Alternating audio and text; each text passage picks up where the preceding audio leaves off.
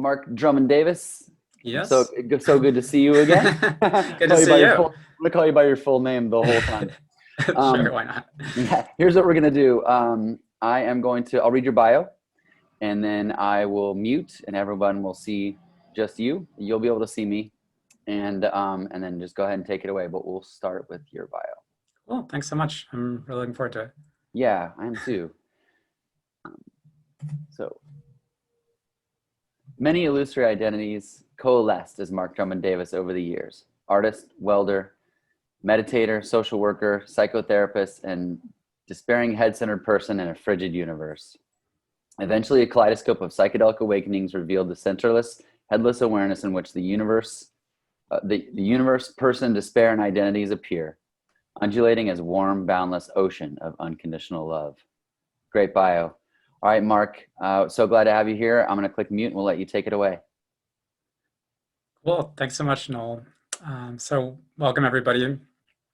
I first of all just want to express my sincerest gratitude to you, Noel, to Emerson, and to the organizing team, and all the presenters, of course, and to all the viewers for being here.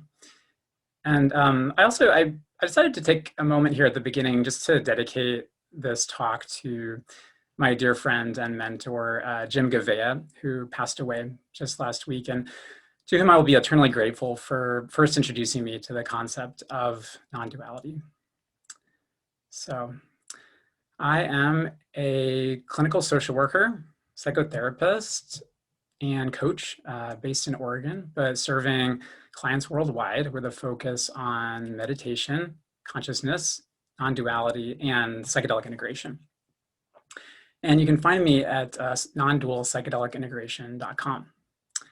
So my session today is entitled Non-Dual Psychedelic Integration, Psychedelics as a Catalyst for Non-Dual Awakening and Abiding.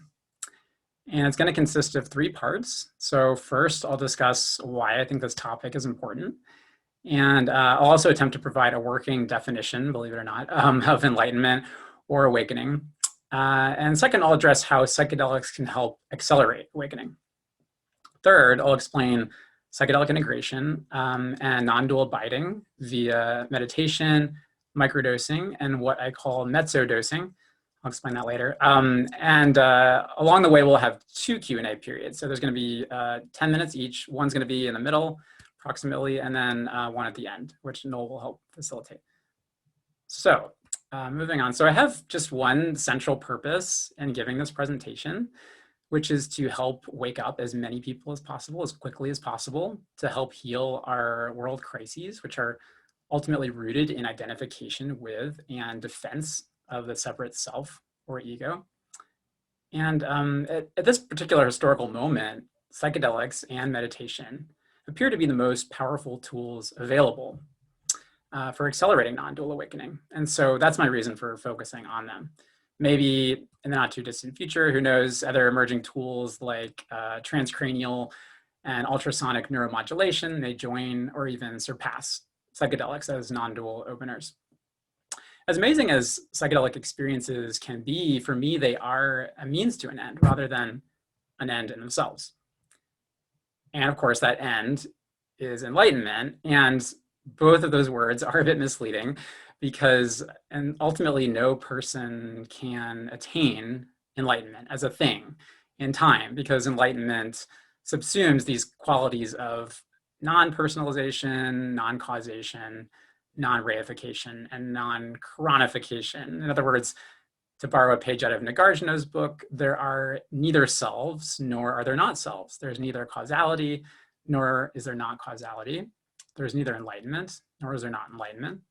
There are neither things nor are there not things. There's neither time nor is there not time. So when I say this stuff, if you feel like your mind just kind of stopped for a second, that's actually really good. So just keep opening into and as the space in which that's all happening.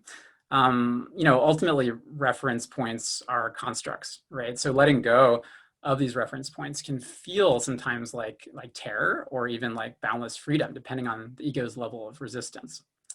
And since resistance is often high, it can often be helpful to temporarily construct certain reference points.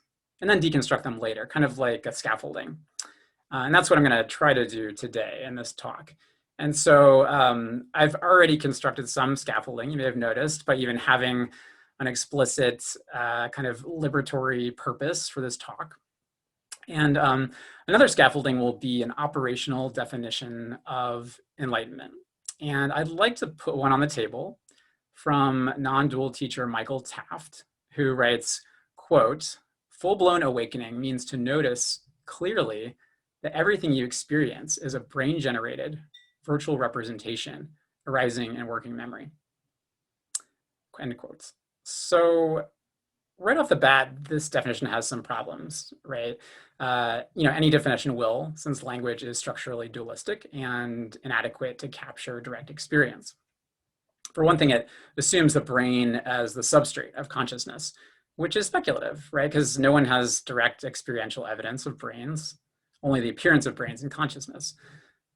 But then again, any materialist or panpsychic hypothesis about what may lie beyond or give rise to consciousness is non-falsifiable, because all we know is the appearance of this, right? And these hypotheses appear as mental talk and images in and as this. So for all we know, this could be the dream of Lord Vishnu or a computer simulation, right? So there's no way to know whether the scientific materialist paradigm that Taft invokes, or any other paradigm for that matter, is the correct story. But for me, trying to figure out the correct story is not only impossible, but beside the point.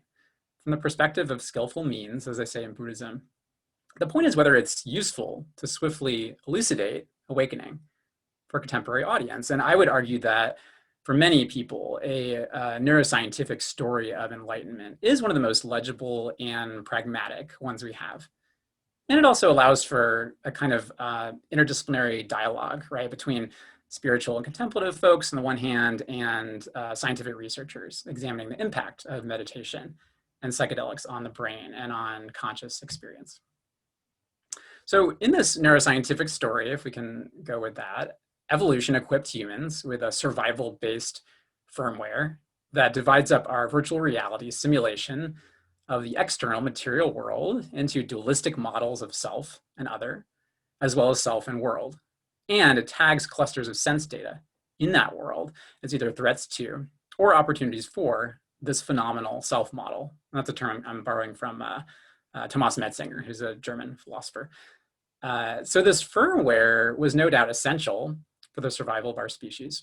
If the advancing saber-toothed tiger were not tagged as other and threat, we would have perished long ago.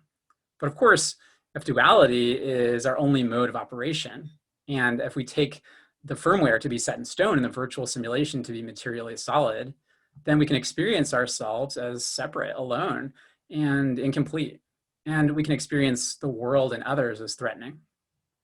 So to kind of summarize it, it's like our dualistic firmware may have helped us survive up to a point, but its tendency to ensnare us in fear-based patterns of domination and control may very well lead to our extinction, right?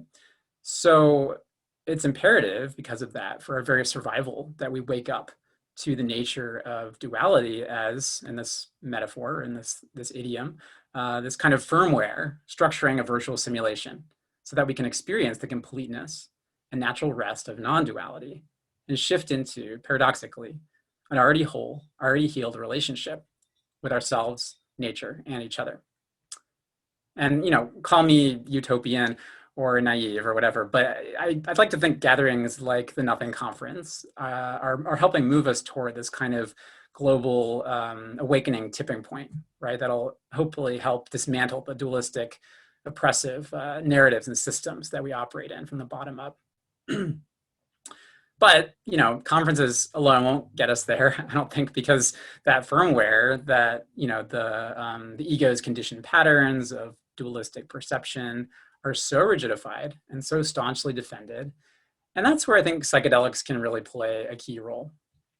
So if we return to Michael Taft's definition of non-dual awakening as noticing clearly that everything we experience is a brain-generated virtual representation, the amazing power of psychedelics is that they can tweak the dualistic firmware of this representation, or even temporarily disable it in some cases.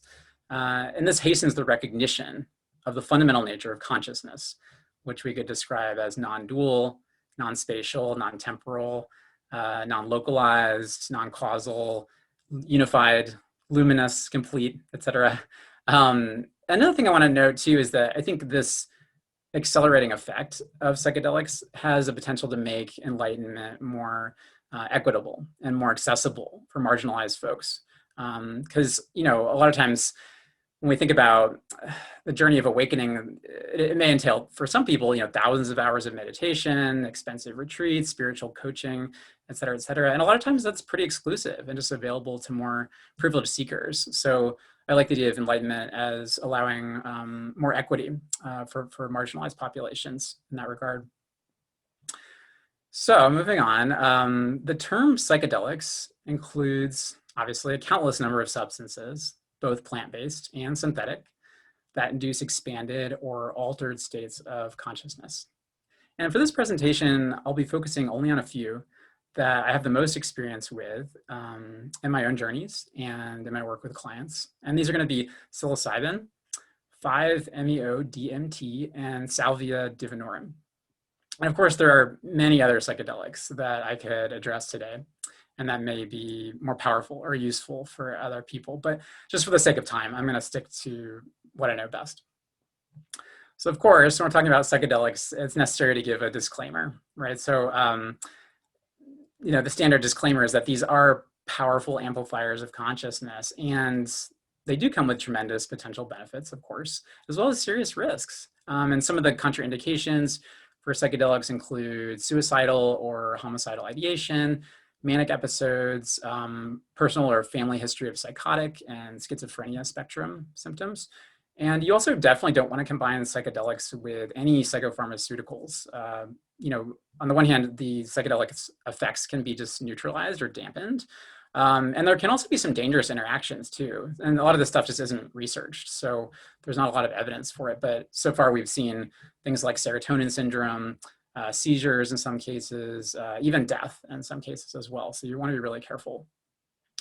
And the other thing is that psychedelics can also temporarily increase heart rate and blood pressure. And so some other contraindications include heart problems and hypertension. And the last thing I'll say is I have to emphasize that, where I work in the United States context, most psychedelics are illegal. So I'm not advocating in this presentation for obtaining or using any illegal substances. And if you are interested in psychedelics, I would just encourage you to take these contraindications seriously and find legal opportunities for journeys where you can. All right, so now that we've gotten the disclaimer out of the way, I'm going to move on to psilocybin, our first psychedelic for today. And this is the psychoactive ingredient in magic mushrooms. And it works by activating a variety of receptors in the serotonergic system, or serotonin system, another word for it. Most notably the 5-HT2A receptor. This one comes up a lot with the classic psychedelics. And the result is this experimentally verified decrease in what's called the brain's default mode network. And that's usually associated with our self-referential mind chatter, the kind of I, my, me, autobiographical kind of chatter that often causes so much of our suffering.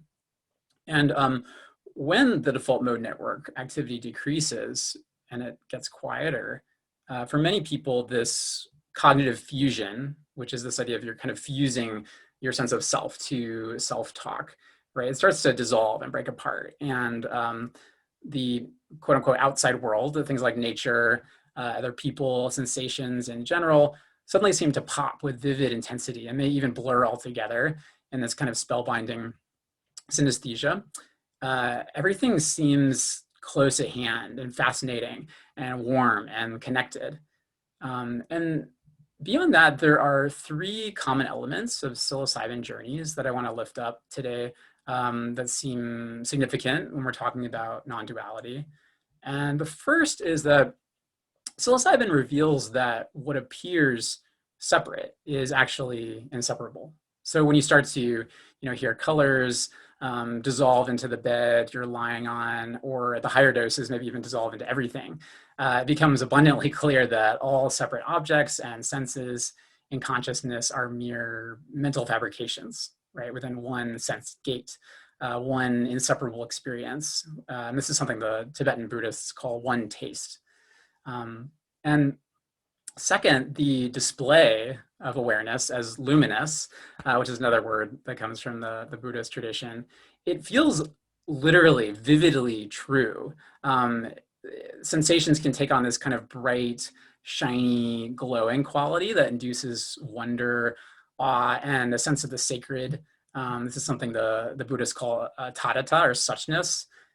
For example, the visual field can look like this kind of boundless, flat, glowing screen, and every image, even if it's just a pile of trash, has all the beauty of a high-resolution photograph displayed in a brightly lit museum. And in some cases, these changes in perception can actually be permanent.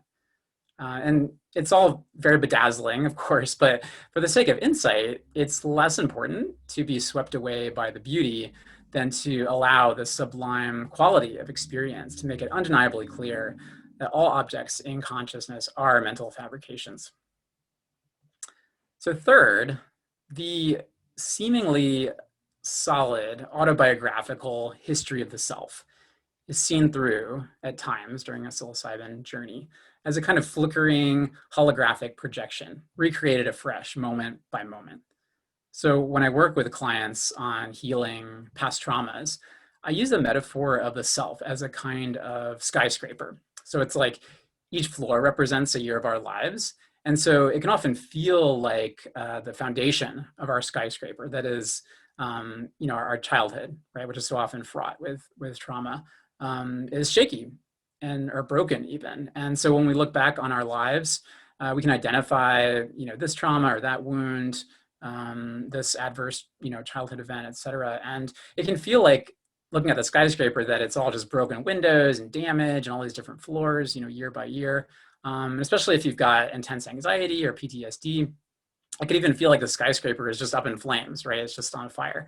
And so there is a sense that, looking at it that way, we can't move on with our lives unless we're going to devote hundreds of hours to therapy, journaling, meditation, just other self-help kind of work to put out the fire, fix the windows, repair the foundation.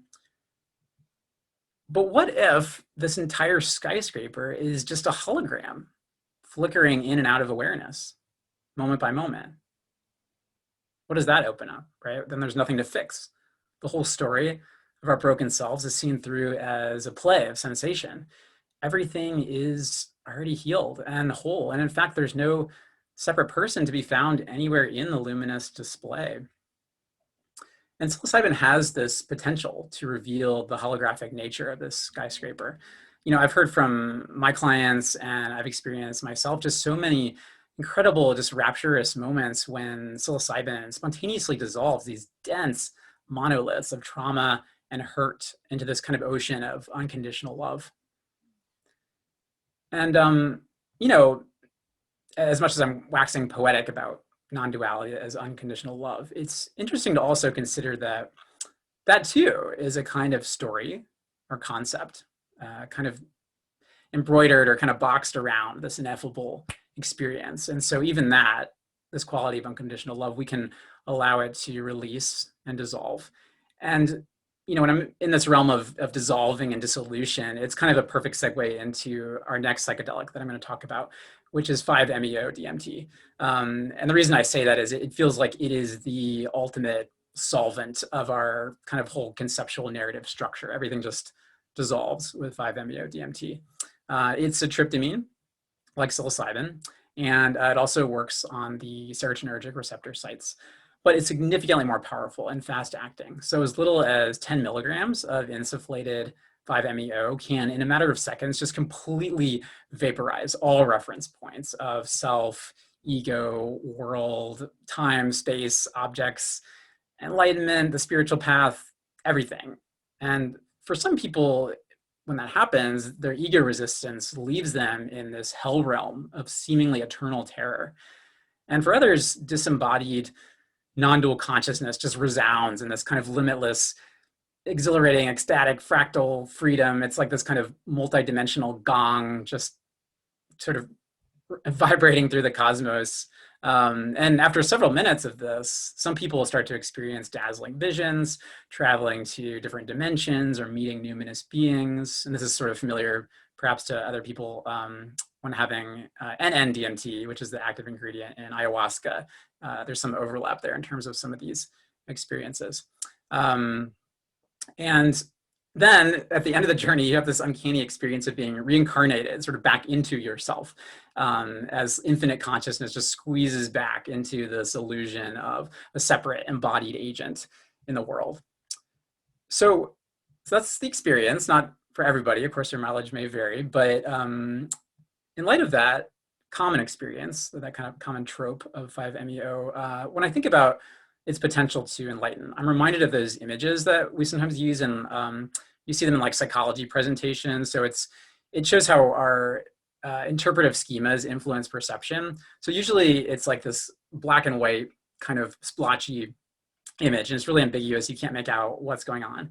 And then the presenter will show you the source image, which is usually a full color kind of picture of an animal or something like that. And suddenly it's like the lights go on. Of course, it all makes sense. And then when you flip back to see the black and white spots, it's just impossible not to see them, how they're organized into a coherent whole. Your perception has just been, completely shifted in that way. And metaphorically, this is the insight that 5-MeO-DMT can offer. So in a matter of seconds, it removes the habitual contents of awareness to show you awareness itself, which we can call Turia.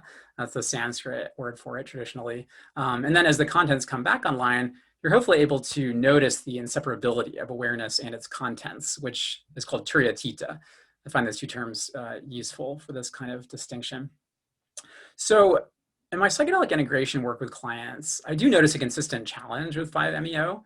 The relatively rapid shift from ordinary consciousness into 5's full release and back can create a perceived chasm between the two, and it can reinforce this transcendental misunderstanding of enlightenment. So in other words, clients view the full release as non-duality, and then life after the come down is seen as dualistic. So for example, I once heard a client say something like, why would I want to do the dishes when I can just take some 5 and hang out with the angels? And you can hear the understandable longing, this kind of transcendental longing in this statement, and also the construction of non-duality as a kind of higher or mystical or numinous realm that is somehow above, beyond, or behind everyday life. And in fact, non-duality is not a peak experience. It's always already the nature of the landscape.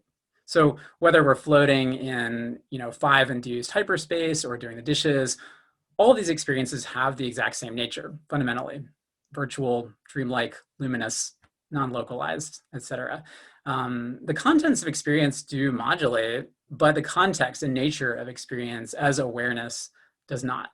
And of course, we can take it even deeper and say there's neither modulation nor is there not modulation, right? Because these are more conceptual kind of stories. And there's neither something called awareness nor is there not awareness. That's another kind of story.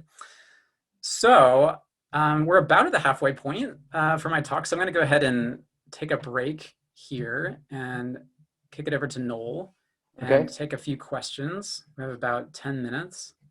Yeah, I've got a couple questions. So, so Denise asks, do we really need something outside of ourselves to wake up on the inside?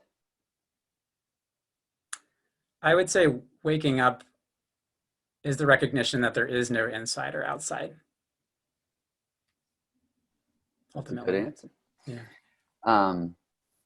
Okay, Andrew asks, or says, I should say, on shrooms, I experienced the void, complete timeless nothingness. Have you experienced the same or have any opinion on it? For what it's worth, I didn't know it until after I came back. Yeah, I have experienced those kind of states, certainly many times in different psychedelics. I have a friend who's something of a psychonaut as well, and we both share this experience that it seems like many psychedelics, if you take them in a high enough dose, seem to take you to this similar place, if you will, in which there is no time, there is no space. It just feels like all of reality has been sort of deconstructed. And if anything, there might be some sense of a void, some sense of a play of really, like almost pixelated sensations, just like sparks flying through it. And that's about it. And I think that's really useful if you can see the deconstruction, because you can see how everything, all of inside and outside, the sense of a body, the sense of all the different constructs and maps that structure our reality. You can see them broken down into this totality, this unified totality. And at the same time, it's really important to recognize that during the come down after the psychedelic experience, absolutely nothing has changed. And that's what I try to emphasize over and over again in integration, because there can be this kind of attachment to the peak experience as the thing, right? And that's why I always sort of say to clients, it's like, it's not a peak experience, non-duality, it's the nature of the landscape. Of course, sometimes getting up on a mountaintop can help you see things a bit more clearly. So yes, I have experienced that. I do think it's insight oriented and inducing. It's not necessarily essential. Of course, people do have all sorts of awakening experiences that have nothing to do with psychedelics. But yeah, I think glimpsing even briefly how everything that feels so solid and so separate can be just completely dissolved into this unified experience, and then seeing it all come back online, you get that, like I said, like the Turia Tita, and then just bringing that into each moment. So even as I sit here, just recognizing that, there's an appearance of separateness, but as you drop into, some of the things I work with are like the headless way and stuff like that, where it's like, it just collapses into this unified experience. So that's the most important thing, I think, because yeah, I mean, lots of people can take psychedelics, but it's like, can you, when you're with your kids or, doing your taxes or brushing your teeth, have that insight alive and palpable in each moment, right in your senses. So it's not a concept, it's a lived experience. And that's the important thing. And so does that end up being sort of the goal of your practice and how you help people? And I'm going to butcher the quote, but I think Alan Watts once said about psychedelics, when you get the answer, hang up the phone. Is it talking about the peak experience, and then is that what the integration part of it is taking it back into life and using it as the tool to greater understanding in daily living? Or I don't want to put words in your mouth, but just talk about that. I definitely address that in more detail later, because I do have a section on psychedelic integration, but just briefly to speak to it. Like I said, we can kind of construct these things like goals, and they can have a temporary function. And, these are common metaphors in, Buddhism and other traditions. It becomes like this kind of boat that you use maybe to cross a river, and then you leave the boat behind, or like scaffolding or something like that. Because anytime there is some attachment to some really defined goal, well, what is that also creating? It's necessarily creating a person who has that goal, right? And so there is a sense of, I want this thing. And so if you kind of hold that and are attached to the sense of, okay, I'm going to keep, doing this practice in each moment to kind of keep this psychedelic insight alive, so my life can be better and I can be happier. Unfortunately, it just creates more seeking, right? Because there's a sense of where there's a goal, there's time, and there's a sense of incompleteness. There's a sense of you're not there yet. And so the practice becomes less of goal achieving than it is about undoing the very experience of a goal, like recognizing that all goals are essentially, when we do kind of Vipassana style deconstruction and meditation and stuff like that, what is it? It's a collection of mental talk, mental images, appearing in awareness, disappearing. And so when we see the nature of things like even like values and goals, which feel so kind of important and solid as also these appearances, then we can drop into a deeper freedom, which is just flowing at the mystery of kind of making a goal more like a koan than a goal. Like, what is a goal? What is the goal? And don't try to answer it. Just like let that kind of like a pebble in a pond just kind of ripple in the mind, and then everything becomes a koan, and that's the space to live from. Got it. Great. That's a great answer. Yeah, I use the word goal, but I was just trying to think like the sure. It's doing it. Language. Right? Yeah, of course, always tricky. I'm noticing the time. I should probably go ahead and pick it back up just to make sure. Yeah, we'll save. We'll have 10 more minutes at the end. Okay, yeah. Cool. We'll save them. Hang tight. Keep going. Okay. Yeah. So we have one more break at the end. So moving on. So Yeah, so I have just a little more to say about 5-MeO DMT, and then I'll move on to the next one, Salvia. One of the things about 5-MeO DMT is that it can also leave you with this really unshakable confidence and trust that when all these kind of egocentric concepts and stories and goals, right, about what this is are surrendered, what remains is not confusion and despair, but boundless peace and freedom. And of course, it's not the same for everybody. Some people have this experience on 5, and I've also had a lot of clients who come away really shaken and disturbed. They might start seeing their friends, their families, their emotions, the entire world as kind of no longer ontologically real in some sense, and this doubt causes them to slip into this kind of nihilistic despair. It's usually called the dark night of the soul traditionally, or in Buddhism, there's this term, the dukkha jnanas. And so when I'm working with clients with dark night material, and this, isn't exclusive to 5, it can also happen with other psychedelics as well.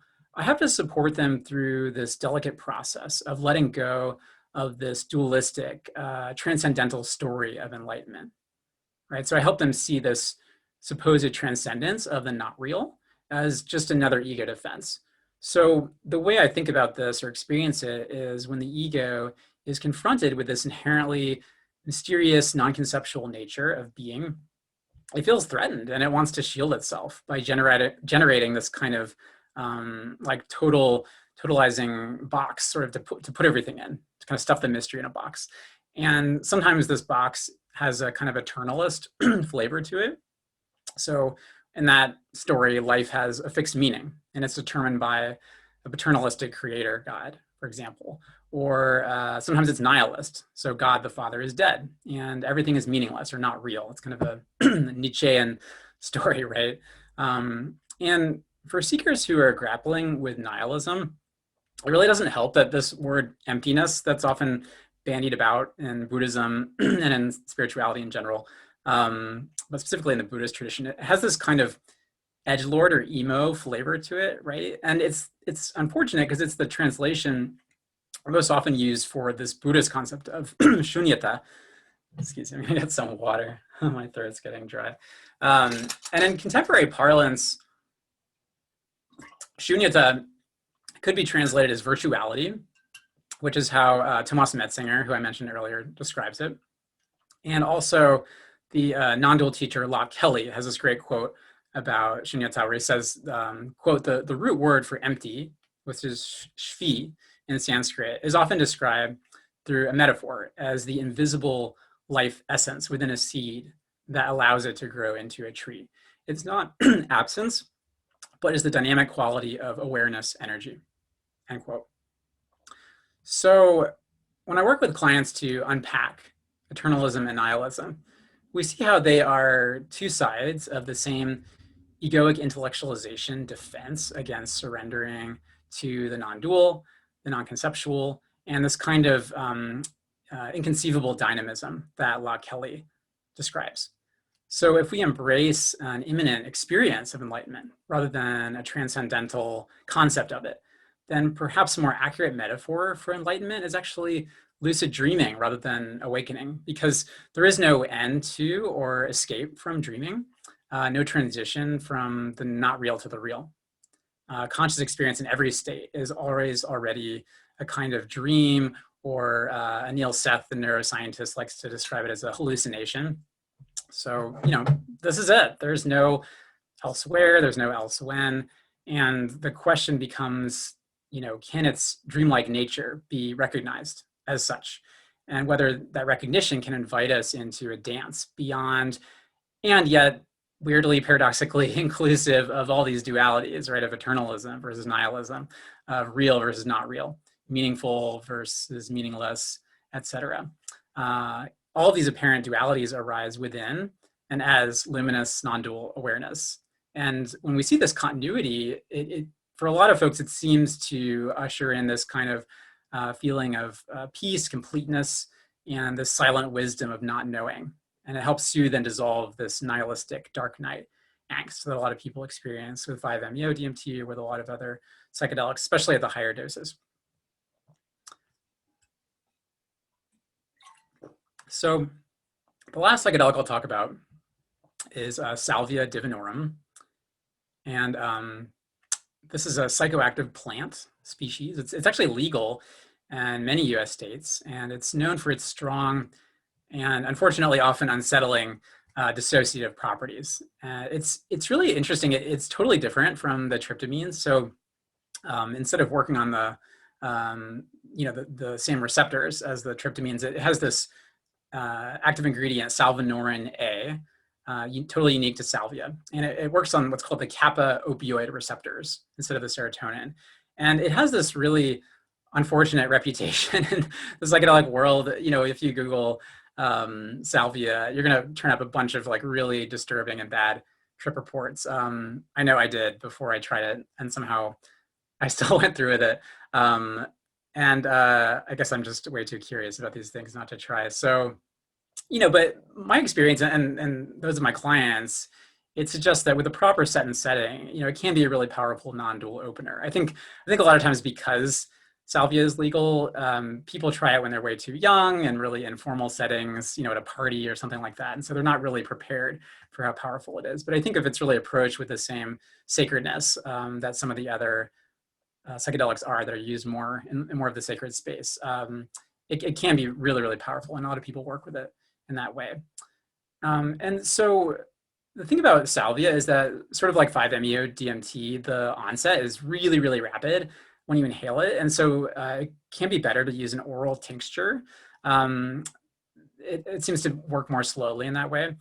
And we're talking about non-duality. I think that this slower onset kind of dissolution of the objects of awareness is more instructive when we're talking about recognizing, Turia, Tita, et cetera, because you can just really clearly watch and even remember how everything was disassembled precisely, like into this inseparability.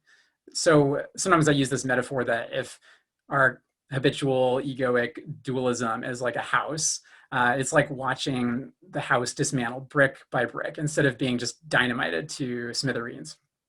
And, I know some 5-MeO DMT voyagers also use, instead of insufflation, they'll use like intramuscular injection precisely for this reason, because it sort of creates this dilated onset.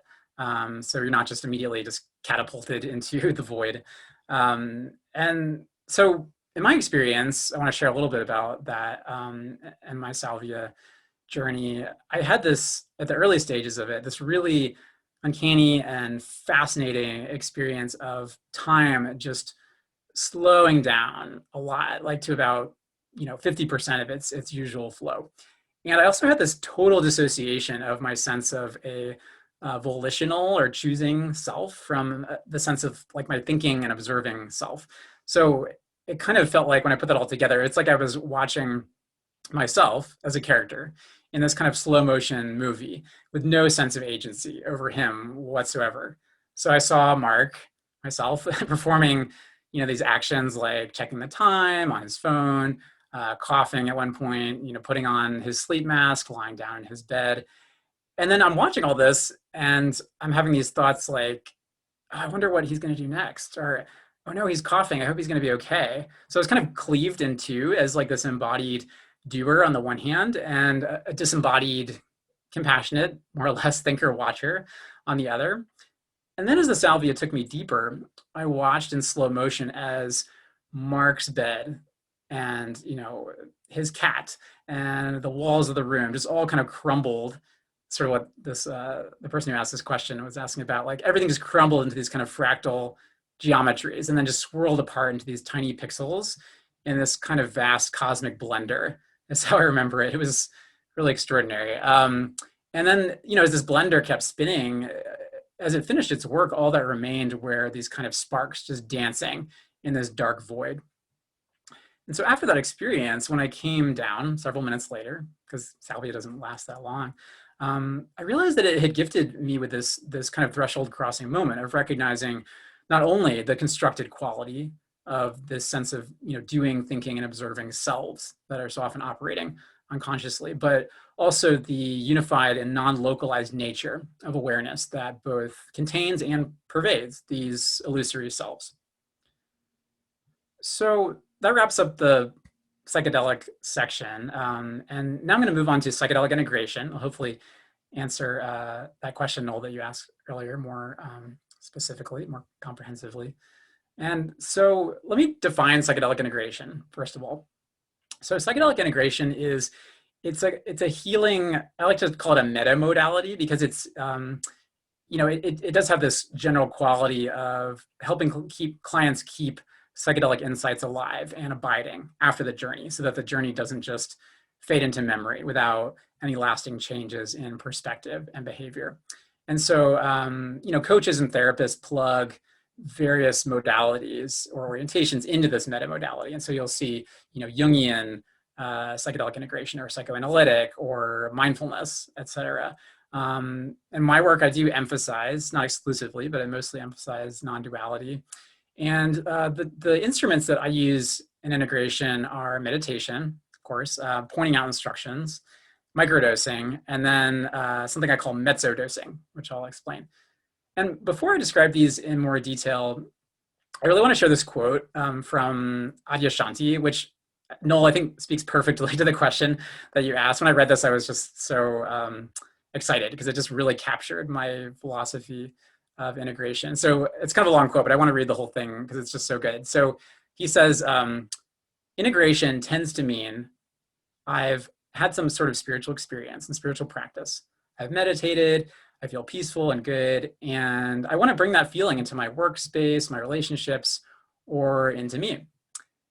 As soon as we're trying to integrate on this level, we're actually missing the whole transformative element and the truth that you cannot take something that's infinite and stuff it into a small box called my life. It's actually the reverse. We take my life and we release it into the infinite emptiness and space of true being. So that's the end of that quote. So I love this because it just totally explodes this common myth that non-dual awakening is about increasing a sense of control or understanding or happiness in our lives. And in fact, it's this kind of deep surrender of these ego goals and this embrace of the fundamental mystery that we have no idea who, what, where, when, or why we are. I think about this all the time. It's like, if someone just asked me, like, where are you right now? It's like, I fundamentally don't know. I mean, I have these maps of like, I'm in Oregon on the Earth, in the solar system. It's like the farther you get out, they're just all reference points just disappear. And you can do that with anything. It's that kind of unfindability inquiry, right? So all of these common reference points about our experience, they just completely break down when you look into them. So we have no idea. And it's that mystery. So the other thing about this quote that I like is that Adyashanti highlights this common pitfall of meditation, which is how focusing on conditioned states of feeling peaceful and good constricts the potential to abide as the unconditioned. And I take this to heart when I approach meditation work with clients.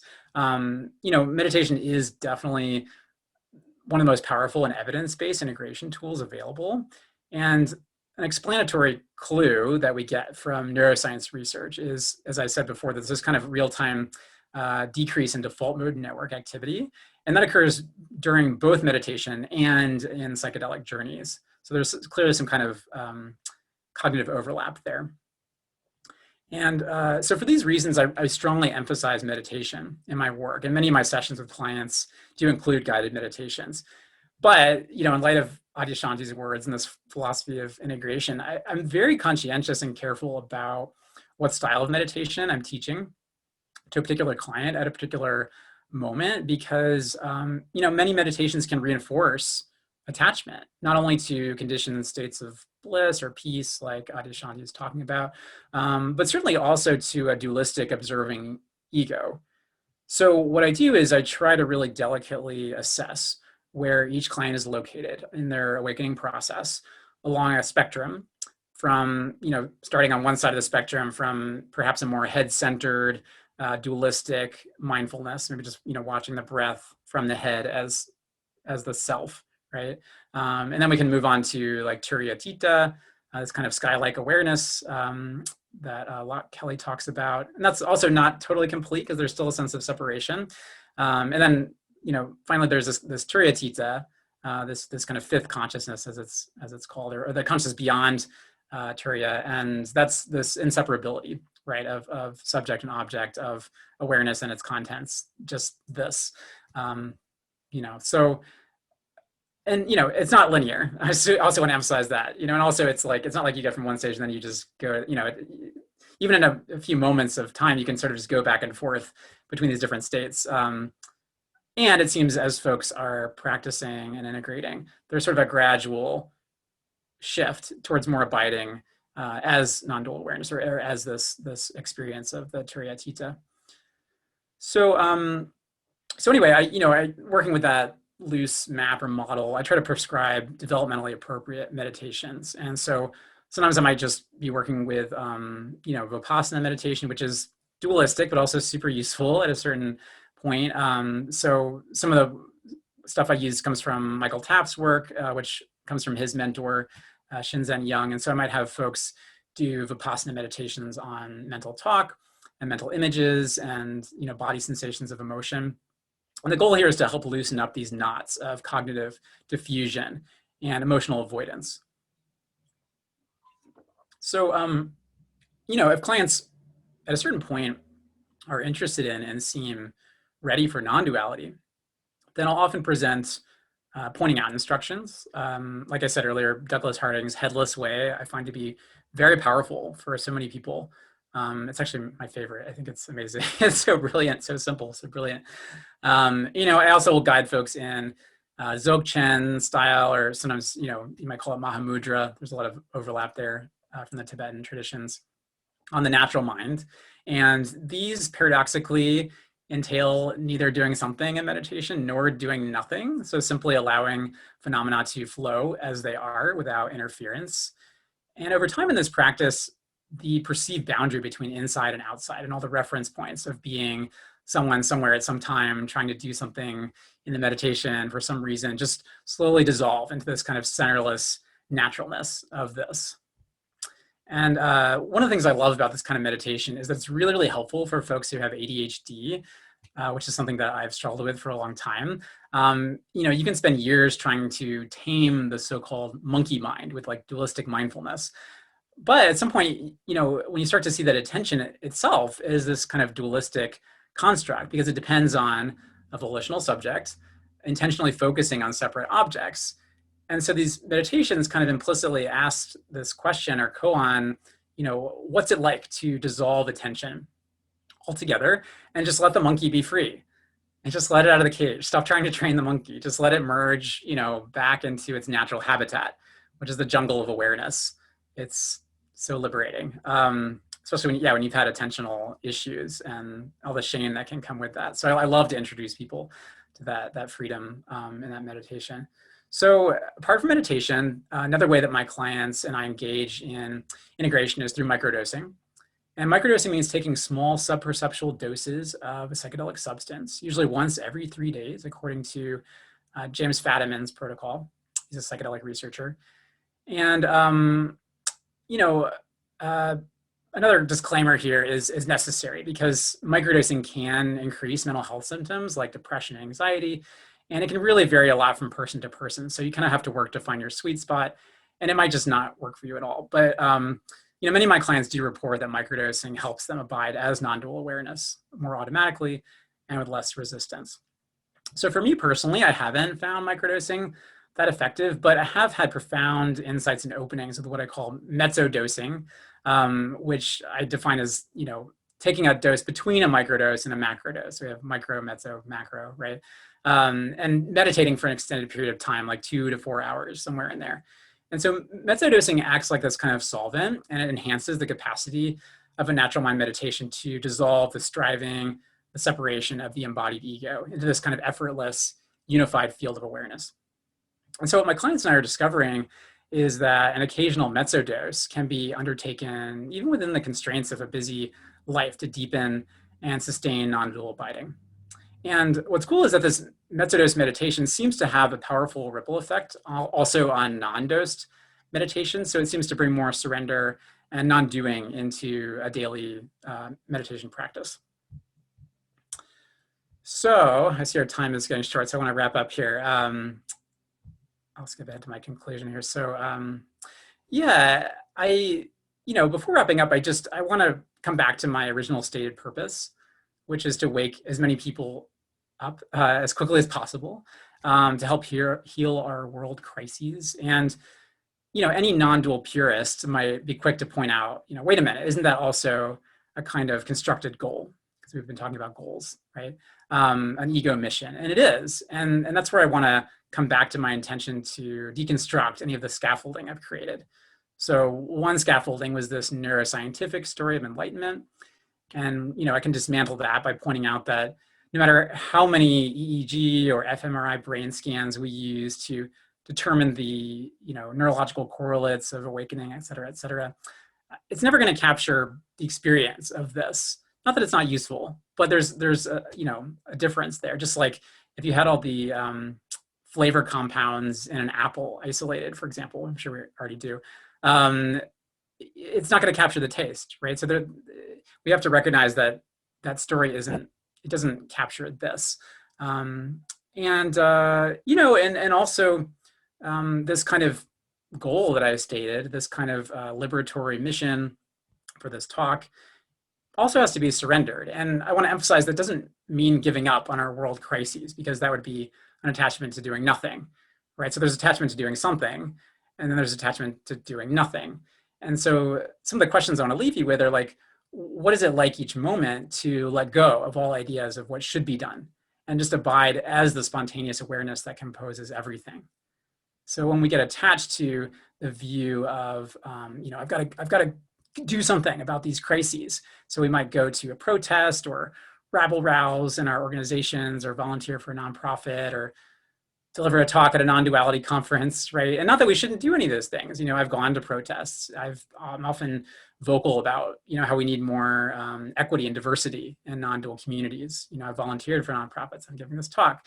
But ultimately, if ego is driving the boat, then what you'll see are these kind of toxic dynamics emerge in the work. Because what's it about? It's about fear, control, self-aggrandizement, and these kind of rigid ideas about what's capital R right at the end of the day. And so when the pendulum swings the other direction, then we have attachment to doing nothing. So you could say, there's nothing to do. There's no free will. It's all complete. So I'll just sit on my couch watching Netflix while the world burns. And that's also being stuck in a kind of egocentric view, because we think we know what's going on, and we think we know what we should do. In this case, nothing. And so it comes back to this eternalism versus nihilism all over again. And my contention is that what's destroying the planet is ultimately the ego's fear-driven tendency to want to know and to control. And so both of these seemingly opposite kind of orientations to our crisis are still within the bounds of that same operating system. So what's it like to shift operating systems, perhaps with this kind of psychedelic integration as a support, to one of not knowing and surrender, just dancing in each moment as the mystery of neither doing something nor doing nothing? Thank you. So I see we have about 8 minutes left, so I'll open it up for any questions here. Yeah, I'll go ahead and I'll read Issa's. I think that it may eat up our time, but we'll see. Okay. Hi, Mark. I'm very happy that you're a speaker at this conference. It's my personal experience and experience with my clients that multiple journeys with, I'll just call it 5, because that's what we're calling it, help to lift the illusion that non-duality is a separate realm from the so-called normal dual world. What are in your clients' experiences with repeating that journey, or that journey, I should say? I think the thing about psychedelics that's often said is that the only thing that's predictable about them is their unpredictability. And so it really just varies so much. I've seen it all. I certainly do know folks who use it in this kind of spiritual contemplative way and do have these profound insights. And I also know folks who have literally done sometimes dozens or even, over 100 journeys. And some of these folks are 5MEO guides that I know. And there's, what I still encounter is the way it feels like non-duality is talked about is if it's this kind of transcendent or mystical realm, it almost becomes like a kind of belief system, or perhaps it manifests as like a kind of analytic or intellectual non-duality of, everything's connected, we're made of stardust, which is interesting and, perhaps scientifically true. But I think what I don't see sometimes, even after repeated experiences, is this integration seamlessly into everyday experience. So like I said, that client who said, I'm just paraphrasing, but it was something like, why would I want to do the dishes when I could just hang out with the angels? This is someone who had done 5 many, many times. And so I think it can go either way. And I think that's where working with an integration specialist who really is grounded in contacting the seamlessness of experience and the non-separation and the fundamental unified nature of experience, regardless of what state of consciousness you're in, is really helpful. And a lot of times when I work with people who are seekers, who have had lots of profound psychedelic experiences, but are still have some sense of incompleteness or some sense of emptiness in the more emotional sense, I'll just start really simply with just some non-dual pointers, just pointing out instructions. So the headless way, again, as I mentioned, is great. And then another one I use a lot is the nada sound. So just noticing that teeny tiny humming sound that's in most people's ears, and it can often open folks up into this kind of boundless spaciousness of the kind of your peripheral hearing, if you will. And then another one that's very simple that I love to do is I have folks just take their hands like this and just sort of close their eyes and notice how you can notice the left hand touching the right hand touching the left hand. And then you can just drop those hand maps and just notice that touching is happening. And there's no separation between the two. And most people can get this immediately, like, even if they've never done any psychedelics. Like, most people can do this. And then once you can do that, then you can start to ask, can I sit on my chair and notice that there's no separation between my legs and my hips and the chair? And then you can start to contact kind of the peripheral edges of touch and how touch kind of opens into boundlessness. You can use your peripheral vision too to kind of open into boundlessness. And so, a lot of times I'll just do that in a session with folks, and all of a sudden, it's not for everybody universal or so easy, but for a lot of folks who have been on this path for a long time, who've done many meditation retreats, many psychedelic retreats, all of a sudden it just starts to click because they realize, oh, it's here right now. It's not something that I have to do 5 again to get. It's not something that I have to go on a meditation retreat to get. It's something very simple, very obvious, very immediate that I can just notice with these simple childlike exercises. I think we have to sometimes make it that simple just to cut through our conceptual mind that's always wanting to construct it as something other or else. So yeah, great question. But short answer, your mileage may vary, I guess. Great. So, excuse me, Mark, thank you so much for being here today. We've got your profile, but how do people find you to get more information about this? Right. Easiest way would just be to go to my website. So that's nondualpsychedelicintegration.com. And you can send me an email or use my contact form or get on my calendar if you want to. Okay. So I look forward to hearing from you. Yeah, sounds great. Mark, thank you so much. I'm going to close the webinar out and we will see everyone at 15 past. But we really appreciate having you here today and hope you enjoy the rest of your evening. Great. Thank you so much, Noel. Appreciate it. Thank you, everybody. Bye. Bye.